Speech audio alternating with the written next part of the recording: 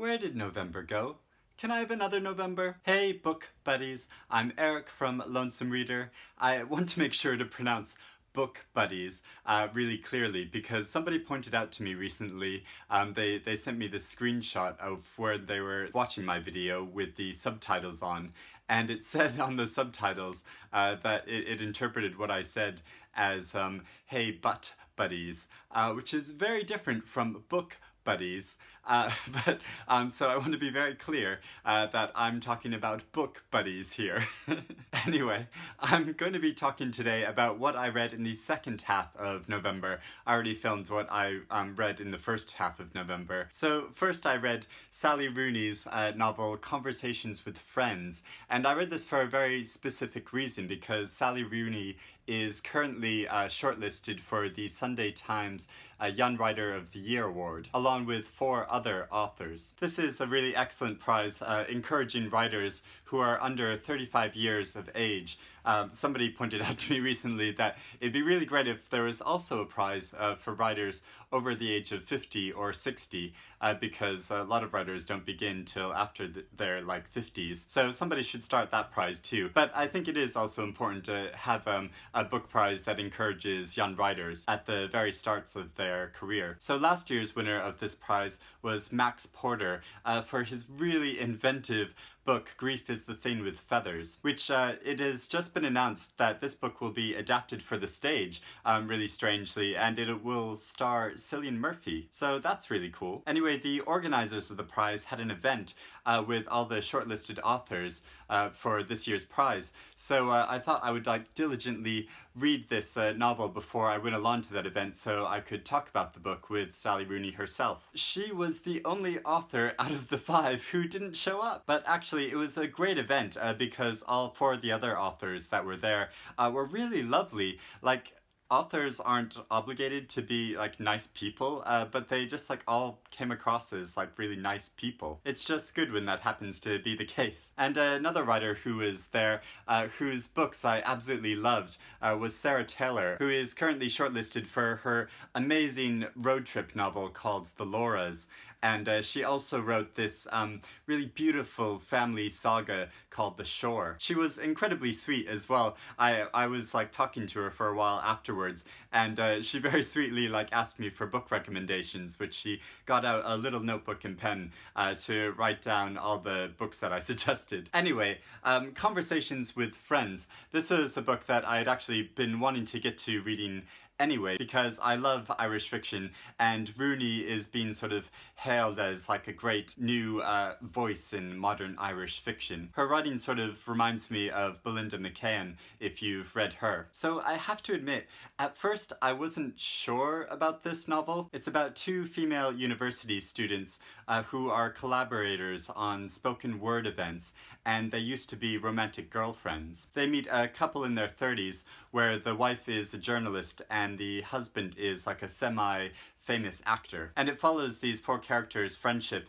and romantic entanglements with each other. What slightly put me off at first was how sort of like frivolous it seemed, because they're all very precocious and very like self-involved, like not in like a horrible way, just in like the same way that like most of us like probably are to some degree or other. But I just didn't really know if like these were characters or like a situation that I was going to be interested in reading about. But then gradually I really got into it because what Rooney does is show the gaps in between what the characters don't say to each other, like the things that they say to each other, and then there's things that they leave out. And particularly the way that Frances, one of the young female university students, the way that she has real difficulty expressing her emotions. She's the narrator of the novel, and she has such trouble talking about her real feelings with the people who are closest to her, in the way that we sometimes do, that we just can't like open up with the people that purportedly are like very close to us. So that came across quite powerfully as the novel goes on, and I ended up being really moved by it. I also read Marlena by Julie Buntin. This is a novel about a woman named Kat who is in her 30s, living in New York City, and her life is kind of rough. She's basically an alcoholic and her marriage is floundering, and the chapters of the novel alternate between this present time of living in New York City and the past when she was a teenager and moved to Michigan when her parents separated. Previously, she'd had a promising academic career, and that just completely fell apart when she moved with her family. Living with her mother and brother, she befriends this charismatic girl who lives next door called Marlena, who encourages her to skip school and do drugs. So it's sort of about someone who has run away from one sort of life to find herself in a disappointing version of another kind of life, and her trying to trace where things went wrong. I buddy read this with Matthew Sharapa, who is just one of the loveliest people in the world. We emailed back and forth while we were reading it,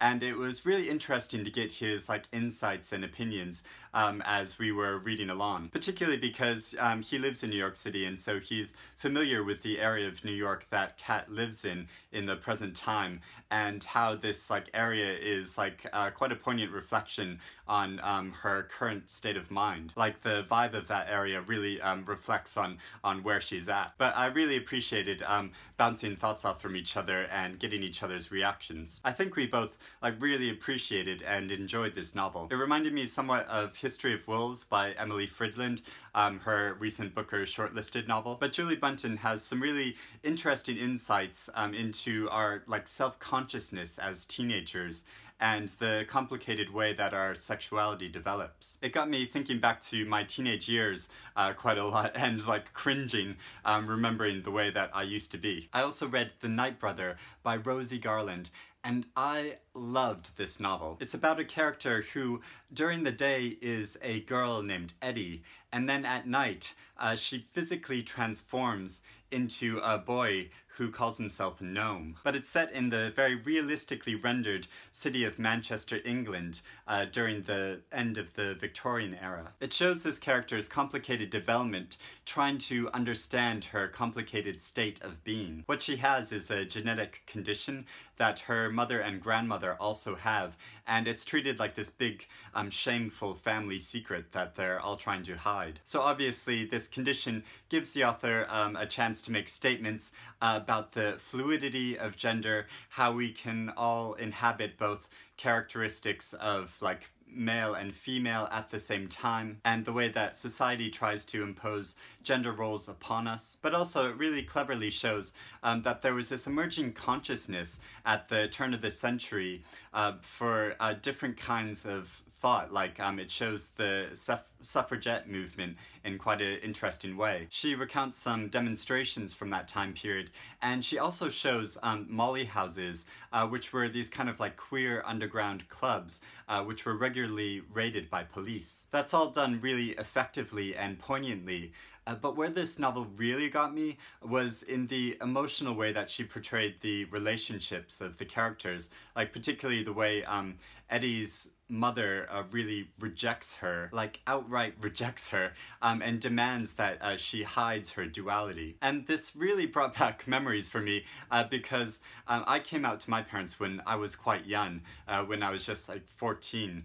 And my mother basically insisted that I hide my sexuality at school. And I knew implicitly that this was wrong. I know that she was just trying to protect me because she didn't want me to be ostracized. But when you're an adolescent, you're in such a volatile position. And I knew that part of her insisting that I should keep it a secret was her sort of rejection of me and shame and anger about that I was this way. So it was really effective how the author got this complicated parent-child relationship. Plus Eddie finds great solace in a library and reading stories, and of course I'm sympathetic with that. And it's not just about the pleasure of escapism, because Eddie finds in this library, the Manchester Public Library that she goes to regularly, she finds evidence that there were other people like her in history. So it's really clever how Rosie Garland writes about this hidden history and how these marginalized people were sort of forced into secrecy in order to survive. I also read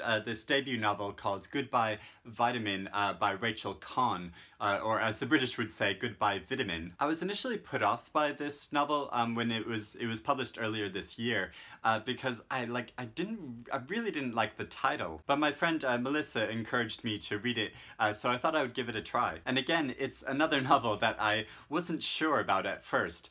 It's about another woman who is in her early 30s, who records a year in her life when she goes back home to live with her parents because her father is in the early stages of Alzheimer's disease. But it's mainly told in daily observations or little facts that happen during her days. So it doesn't feel like it means all that much at first, but gradually these facts, this accumulation of facts build up a kind of emotional resonance because you know that she's accumulating them all because her time with her father won't last long. And at the same time, you also read about notes from the father where he's recalling times when she was a child and how he was self-conscious and aware that this time with his daughter when she was this age was going to be very fleeting as well. So you get from both sides the cruelly transitory nature of life and how no matter how much we try to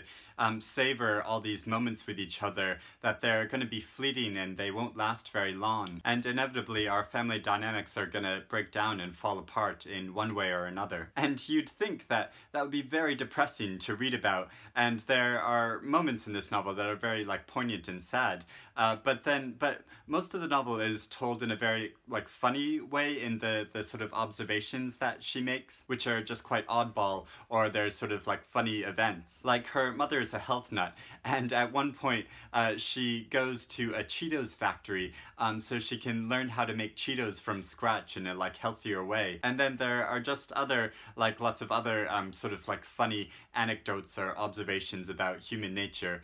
So overall I thought this novel was really excellent. And finally, I read this short poetry collection called Kumukanda by Kayo Chingonyi, and this is currently shortlisted for the Costa Book Award in the poetry category. Its title means initiation, and since its author came of age in England rather than in Zambia where he was born, he mostly records in these poems the sort of rites of passage that he goes through as a young black man in Britain. Many of these poems describe his affinity with music, and particularly his attachment, his sort of sentimental attachment with cassette tapes. In one poem he writes this good line where he says, "You say you love music. Have you suffered the loss of a cassette so gnarled by a tape deck's teeth it refuses to play the beat you've come to recognize by sound and not name?" And I love how he captures the indirect sounds that come to surround and inform our lives, like the unspoken rules that we all live by in society. And then in this other poem, he wrote this thing which I thought was really powerful, where he ends this poem called Baltic Mill, writing, "The exact course that brought us here is unimportant. It is that we met like this river, drawn from two sources, offered up our flaws, our sedimental selves."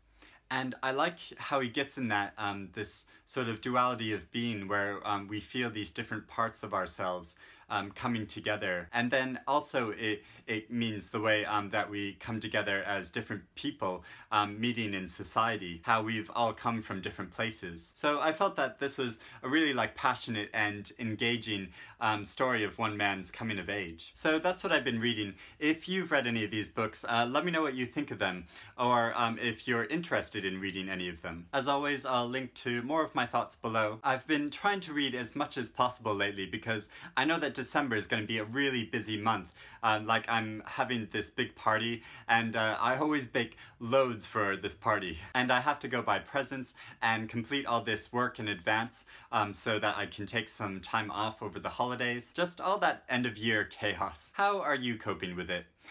Personally, I'm eating lots of brownies, so that's what I'm doing. That's how I'm handling it. But I hope you're all doing well, and I'll speak to you again soon. Happy reading, everyone!